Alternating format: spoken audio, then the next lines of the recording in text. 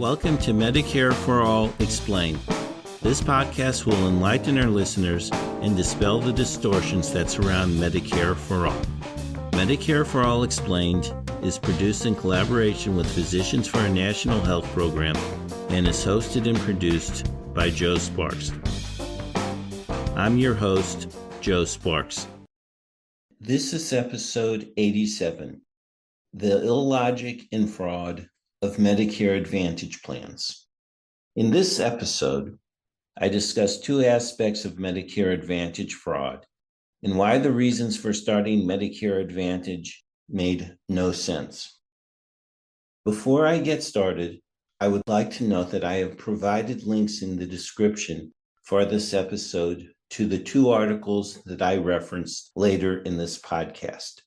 So let's start. On October 8th, the New York Times published an article titled, quote, "The Cash Monster Was Insatiable. How Insurers Exploited Medicare for Billions," end quote. I was thrilled to see a major media outlet cover this issue. The Times article discusses in detail upcoding fraud in Medicare Advantage plans, but does not use that term in the article. Upcoding is when health insurance companies list medical problems for people without providing treatment for those problems. Medicare pays insurance companies more for each medical problem, so this enables companies to get more money from Medicare. Since I have discussed upcoding before in episodes 57, 58, and 86, I am not going to discuss it in detail here. I recommend reading the article to learn more about the depth and breadth of this fraud in Medicare Advantage plans.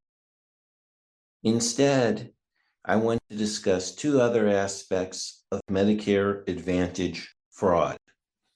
The first aspect is why the reasons for starting Medicare Advantage plans defy logic.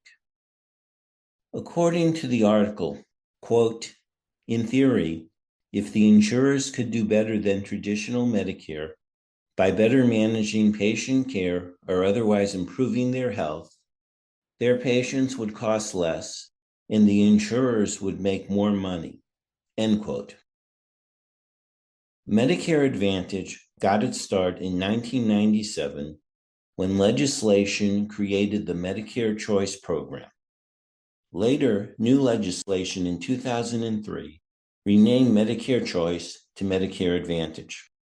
However, the U.S. privatized for-profit healthcare system has been the most expensive for more than 3 decades, along with getting some of the worst overall health outcomes of any wealthy nation since the 1990s. Original Medicare is a single-payer healthcare system, and single-payer systems got better health outcomes at lower costs than the U.S. healthcare system.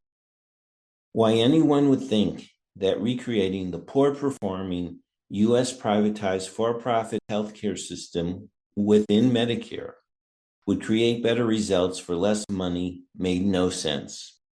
The evidence strongly indicated otherwise. Now for the other aspect of fraud involved with Medicare Advantage. The New York Times article quotes Mark Hammelberg, an executive at AHIP, which is a health insurance industry trade group. The article said that Hammelberg stated, "Many of the accusations reflect missing documentation rather than any willful attempt to inflate diagnosis." And that Hammelberg said, quote, "Professionals can look at the same medical record in different ways," end quote.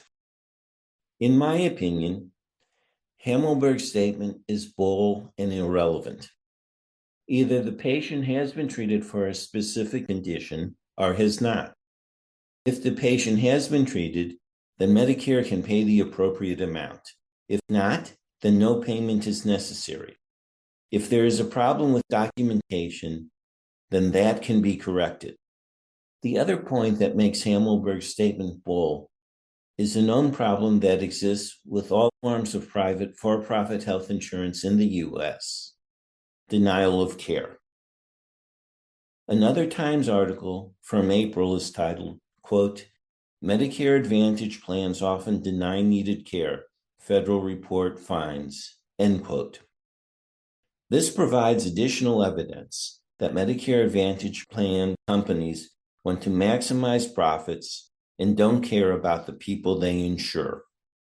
We have now seen that Medicare Advantage plans never made sense, cost us billions in fraud, and deny care. This makes a strong case for why we should eliminate Medicare Advantage plans and improve Original Medicare. And, as I have discussed in most episodes of Medicare for All Explained, the best case would be to move to a single-payer Medicare for All healthcare system that covers everyone and eliminates out-of-pocket costs. Thank you for listening. You have been listening to Medicare for All Explained.